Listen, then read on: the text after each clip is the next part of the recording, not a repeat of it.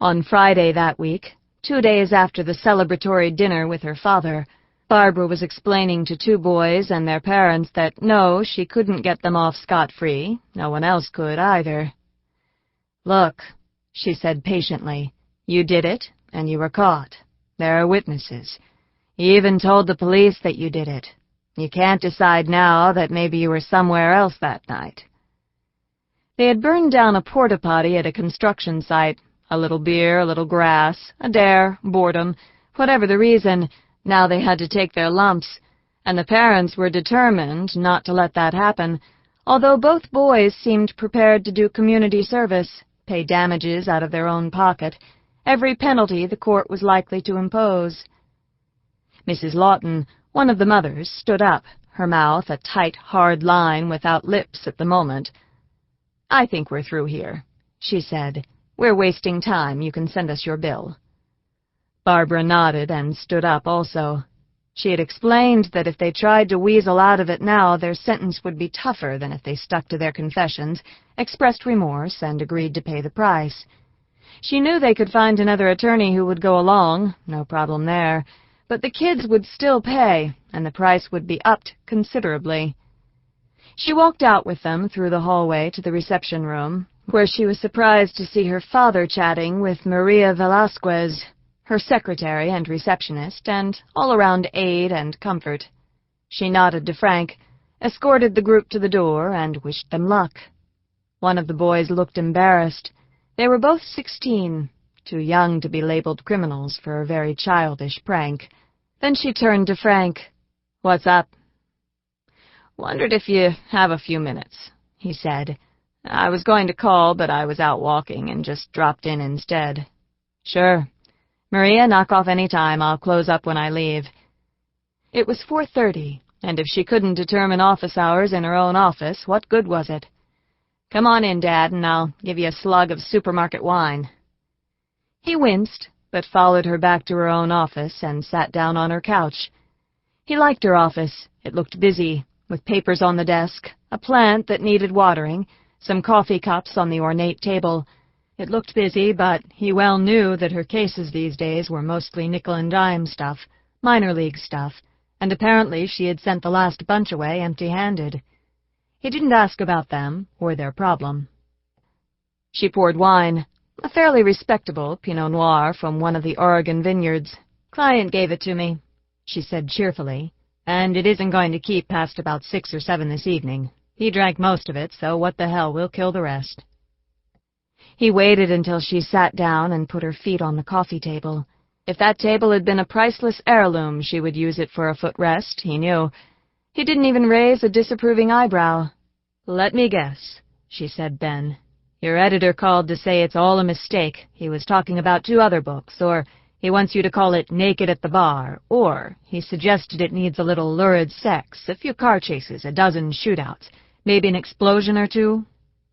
He grimaced. "All of the above, but we'll talk about them later. Right now, a situation has come up. What do you know about Harris McReady?" Regarding him, she sobered instantly. After a moment, she said, "Damn all, our own homegrown wunderkind, headed for stardom in the court, way conservative. Why?" He told her about Lara Jessup's visit. Then he said, "I had Bailey rustle up a quick reading of Vinny's death, just to skim off the top, and it stinks. No one believes in the suicide note. Apparently there weren't any prints on the gun, and the papers he said he was delivering vanished. It stinks. McReady says he was at his wife's folks' house all night, and they vouch for that. Her folks are Thomas and Anna Lynch."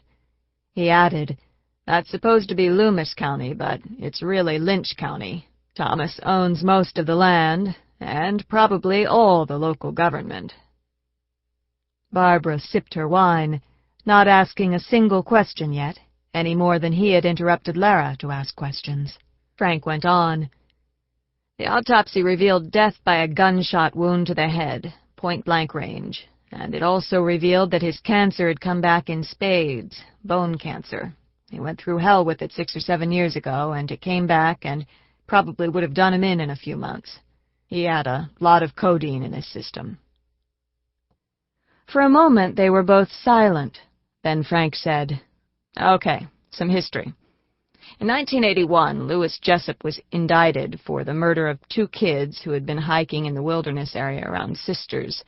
Loomis was 19, bail was high, $1 million, and Vinny scraped together $100,000 and got his boy out awaiting trial. Vinny constructed a damn fine brief. He was a good lawyer and did a good job, but he was too smart to try to defend his son in court. He hired Lester DeFeo for that."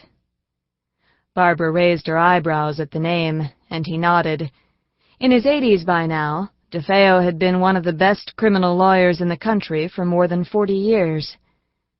"It's all in the box. Their correspondence, discovery, everything. They would have gotten him off, I have no doubt. But a few weeks before the trial, Loomis vanished. Depending on whose side you believe, he skipped, or was killed and buried out in the desert. Anyway, Vinny and his wife lost their ranch, which had been in her family for 3 generations, and they moved to the town of Salt Creek. She had a nervous breakdown and never really recovered, and then a series of strokes. So, the string that ties it all to McReady.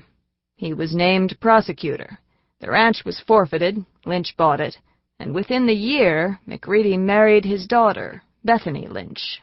He stopped talking and picked up his wine. Barbara stood up and walked across the office to her desk, not to do anything, but because she had to move. "I haven't had time to read much beyond the history part," Frank said. "Apparently, Vinny had it in his head that McReady was directly responsible for all his troubles, and he began to assemble a complete file on him. For what purpose, I don't know. I saw Vinny back in March," he said reflectively, and told her about the incident. He hated McReady with the kind of raw hatred you don't often see displayed. "Obsessional," she said in a low voice.